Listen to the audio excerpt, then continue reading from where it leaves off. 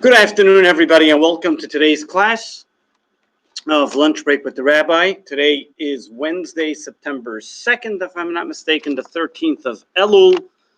And as I mentioned, that next week we're going to be learning about the high holidays, its customs and reasons, and different laws pertaining to the high holidays and high holiday inspiration. Today we will still continue back on our different discussions on varied subjects, though today also has some relation with the high holidays. Tomorrow we continue on Thursday's Ethics of Our Fathers, and Fridays will be the Torah reading of the week. Today's question that we're going to discuss is, why is it not forbidden to submit petitions of prayer to a righteous person? Isn't it true that Judaism forbids using intermediaries to access God? We know that it is a long-standing custom that before the high holidays, people go to the gravesite and the burial place of a tzaddik, of a righteous person, to pray on their behalf as we enter and we usher in the new year, that we should all be blessed with a happy and healthy, sweet new year. And the question over here is, why is it, and why is one allowed, seemingly, to go to pray by the burial place or by the gravesite, the resting place of a tzaddik, or by any person for that matter? Doesn't Judaism forbid having intermediaries? Aren't we all close to God? Why do we need? And this takes us into a long-winded discussion about the Rebbe-Chassid relationship, but we are going to just focus today on a few of these points, more practical and literal, and not going in too deep, because this can be in itself a lengthy discussion. So we're just going to have tidbits and points of it to be able to understand and appreciate why we do this and what we do actually, for better put. So first point has to be made is that we as Jewish people do not pray to righteous people, nor do Hasidim pray to the Rebbe, as it is forbidden to pray to a person, to ask them to heal us of the illness or provide us with any sustenance. That would constitute idol worship. We don't pray to the individual. So then what is it? Aren't we going to the Rebbe? When we go to the Ohel, what does it mean? What are we doing? So when a Jew submits a petition to prayer by a righteous person, they are merely asking the righteous person that they pray on behalf of us, which means that we are asking this tzaddik, as we write in the pidyon, in the special note that we write, and as the custom that is written in the words in Hebrew is, Ana la'ere rachamim rabim, please beseech on high because for us. As we read in the prayer book, whether it's the Tilim, whether it's the Ma'in Lashon, the special prayer that is read as the resting place of a tzaddik, all of those are asking the tzaddik to beseech on our behalf. And this was something which is a custom, goes back, way back when, all the way back to Moses in the desert, where Moses was asked by the Jewish people to pray on their behalf and ask God and petition God for mercy. The Jewish people, when they saw that they were dying out, they turned to Moshe and said, Moshe, pray on our behalf. Even before that, Pharaoh asked Moshe to stop the plagues. Or even before that, during the spies. Where did Caleb go while the spies were busy touring the land of Israel? Caleb went to the cave of the patriarchs that they should pray on his behalf, that he should be saved from the plot of the spies. So we see that this tradition of asking the righteous and asking holy people to pray on our behalf is not something that started 500 years ago or 200 years ago. Is a 3,000-year-old tradition, even older, or as long as old as the Torah. We find Samuel the prophet prayed for King Saul. We find Jeremiah, King Tzidkiyahu, asked him to pray on behalf. And we find this in the Talmud many places. Rabbi Gamliel asked Rabbi Chanina ben Dosa, and there was different people that whenever it was a time of drought, they went to Choni Amagel, Abed Khan, and all different cases in the Talmud where it talks about situations and scenarios where great scholars have prayed on behalf of the Jewish people, sometimes direct and sometimes indirect. So over here we see that the concept of praying for somebody on behalf of another individual is something common. So why is it? The question is, why do we need to go to a tzaddik? Why do we have to go to a righteous person that they pray on our behalf? Can't we pray to God on our own? Wouldn't God listen to our prayers? So as we look at it, as you know, we always compare God, so to speak, to the king and his advisors and generals and so on. And sometimes people ask, isn't it, so to speak, offensive? If you can ask God directly for something, why would you go through an intermediary? And the answer is because it's not really an intermediary. And there are some explanations that are given in some responses and different explanations. There's a fellow by the name of Rabbi Bruno, who was in the time of the 1480s. He gave the following explanation. And he said, when we appeal to angels, he was giving it to, in various prayers, it's actually a sense of humility. Being that we're standing in front of the King, we're standing in front of God. And out of humility, we realize that we don't have the wherewithal and the ability to ask God exactly for what we need as a physical thing or materialistic things. So therefore, we ask the advisors, please speak on our behalf. This is not intermediary. Intermediary would mean if you're standing outside, you don't want to go inside, so you got to tell somebody to speak on your behalf. But over here, no, you're standing in front of God together with the advisors. And it's only because of your humility and your servitude that you're standing in awe. You're in awe-stricken. You can't get the words out, so somebody helps you get the words out. And that's exactly what the tzaddik is doing. The tzaddik is not saying you are distant and I am close. I am greater and you're not. On the contrary, I'm just your lawyer. I'm helping you get your words, articulate your words, that you should be able to bring them in front of God out of your servitude. And you feel that you don't have the ability to really articulate. And that's why if you look at Hasidim in general, when they reference their notes, when they would write to the Rebbe, they would write sometimes in the terminology that we are standing in the concept of humility, that we don't have the ability to articulate the right words, and therefore we are asking the Rebbe to help us articulate those words and ask and pray on behalf of us. There's a story told about once a couple came to Rabbi Yisrael of Kuznetz, and he asked them, and they asked Rabbi Yisrael of Kuznetz, who was a great Hasidic master at the time, and asked if he can pray on their behalf, that they found something that they lost, and that they should find something they lost, something of very great value. And the Kuznetzer Rebbe at the time sat back and says, I'm not praying for you. To which the fellow came and took out a gold coin, and he told the rabbi, here's a gold coin, would you now pray on our behalf? The rabbi looks at them, and the Kuznetzer Rebbe says, 6 gold coins. The wife of the fellow said, what? What a ripoff! What a scandal! She took back the coin and said, that's it. We don't need your prayers. We'll just pray to God. With that, the Kuznetzer Rebbe had a big smile on his face. And he said, oh, that's what I was waiting for. Until now, you were relying on me and forgot about God. Now, you can pray to God and God will answer your prayers. Sometimes we forget. And we think it's like putting in $1 into a machine and expecting something in return. Over here, the Kuznetzer Rebbe was saying, I'm not in your way. I am not the one who's going to stand and on behalf of you. You need to pray. I'm going to help bring your prayers on high. The Chassam Sofer looked at it from another angle. And his perspective looked at it from this way. And he also gave another angle of how we look at it from a Chassid Rebbe relationship. All Jewish people are one unit. And when one person's in pain, we are all in pain. We all suffer the same. And when one person is rejoicing, we all rejoice.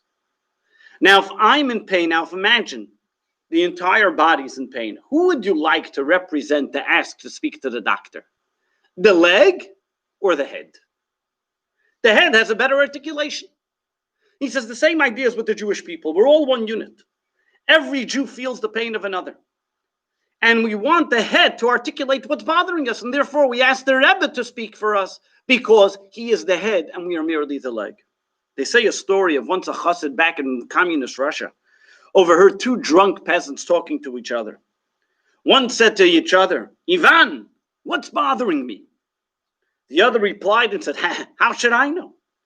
To which the first peasant replied, he said, Ivan, if you were truly my friend, you would know what's bothering me. The chassid leaned back and he said, listen to this. This is a lesson we have to learn of what it means, the inherent interconnectivity that every Jew must have. We have to feel each other inherently. Know that if something's bothering somebody else, not just to wait and hear for it, but also be there for that person. When we ask a righteous person to pray on our behalf, it is not because the righteous person is an intermediary, God forbid. It is not because we don't feel a closeness to God, God forbid. It's because they feel our pain, and therefore they can better articulate our pain. And therefore we ask of them to articulate it, that the head should speak to God instead of the finger, instead of the toenail, instead of us, who maybe don't have that ability to articulate it well. So just to recap, number one, it's a long-standing tradition to ask a tzaddik to pray on our behalf. And that is, we find it by Moses, Jeremiah, King Sam, Samuel the prophet, and throughout great scholars in the Talmud. Number two, we attribute the custom because many may attribute it to the fact that we are awestruck in God's presence, and therefore we ask the tzaddik to say it. Or number two, because as the righteous are compared to the head, who have a better way of articulating the pain than the leg. But this takes us to a deeper question, and the second point of what we're discussing today. Why do Hasidim think it is necessary to have a Rebbe? Isn't it true that all of us are connected to God? And if we have a Rebbe, why is it that we always find a picture of the Rebbe in all these places? What's this veneration and this greatness that we're always attributing to the Rebbe? So on a basic level, we can explain it that a Chassid needs a Rebbe to learn from, to acquire his refined traits, and to be in an environment of a positive influence. Maimonides brings us in his book of the laws, where he talks about the nature of a person is to follow and to be like his friends and to be like the people around him, that we usually behave like the people that surround us. And therefore it is a mitzvah. As we read in the book of Deuteronomy in chapter 10, verse 20, it says, one should cleave to God. And the Talmud asks, how is it possible to cleave to God's presence? And therefore the Chachamim, the sages, tell us in the Medrash that say the way to cleave to God is to connect to the scholars and to the righteous. As it says in the ethics of our fathers, always be in the ways of the righteous. What does this teach us?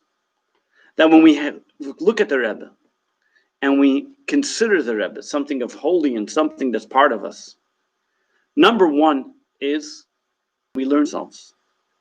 But we will see there's something even deeper. And we will read it from the words of the Rebbe himself. In March of 1960, a group of Jewish college students came to visit the Rebbe. And they had a series of questions and answers that they asked the Rebbe. And one of the questions they asked is, what was the role of the Baal Shem Tov, the founder of Hasidism, and the role of a Rebbe in general? And their question was as follows. The Rebbe actually edited this later on. And the Rebbe's question was as follows. And the question to the Rebbe was as follows. What was the role of the Baal Shem Tov played in the Hasidic movement? And the Rebbe said, we can understand what the Baal Shem Tov did by the simile of the relationship of an electric powerhouse with a lamp that is connected by a wire. In order to give light, his lamp must find the right switch or push the correct button. The soul of every Jew is part and is connected with God Almighty. But in order that one can enjoy the great benefits of it, the correct switch must be found and the proper button has to be pushed. It was the Baal Shem Tov's mission to explain and proclaim that every Jew without exception is connected to the powerhouse, and only with the switch can he be found what he's searching for. So they asked the Rebbe, what is the function of a Rebbe? And the Rebbe said, the function of a Rebbe is to find the switch in every Jew and help him become connected with that powerhouse. Another time, the Rebbe used an example. They asked him, what does a Rebbe do? And the Rebbe answered that Jewish people are like earth that contain nature's treasures, hidden within it. The question is where we dig. And the Rebbe went on to say, Freud dug into the human soul and found trash. Adler found big, heavy stones. Contemporary psychiatry searches for ills and traumas that must be uprooted. But the Rebbe said, a Rebbe digs and finds gold, silver, and diamonds.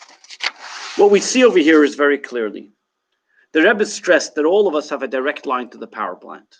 We all have that connection to God. And the wires are there, but sometimes the circuit breaker's turned off, and we just got to find a circuit. We got to find a switch. The Rebbe is the light, is the flashlight, the laser that helps us understand and see, A, that we have the switch and we can turn it on. The Tanya, the Bible of Chabad philosophy, takes it a step further and explains and says, from a mystical perspective, take, for example, an embryo when it's first conceived. Has all the stem cells that it needs to be able to create every single organ in the body and every single tissue. But the moment the organ is created, it can forget where that stem cell originally came from.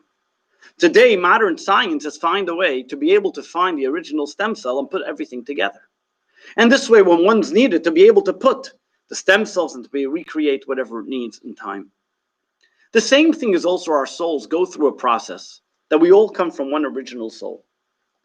But at times we forget the original soul that we came from.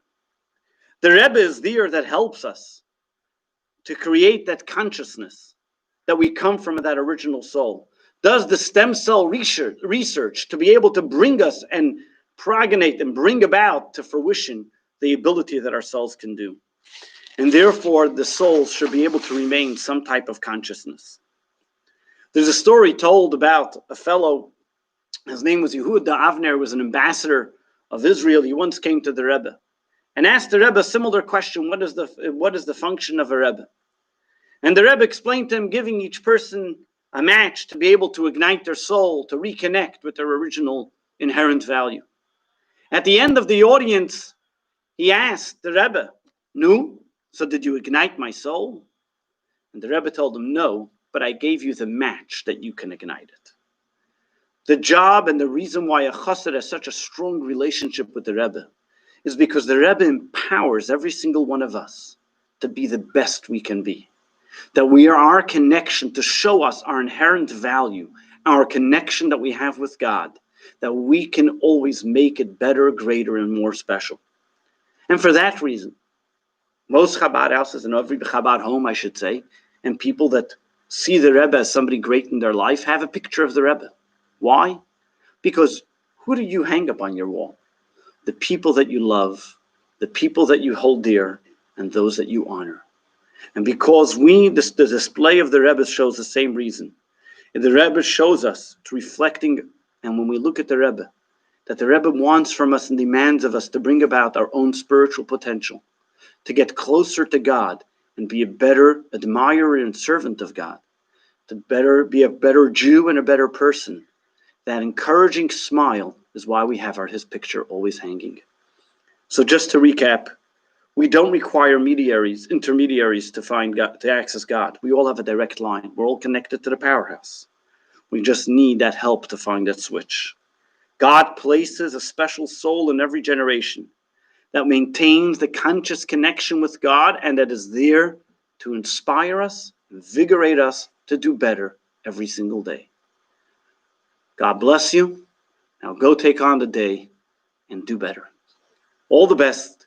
Wishing you the very best for a wonderful day. See you tomorrow at 1 p.m.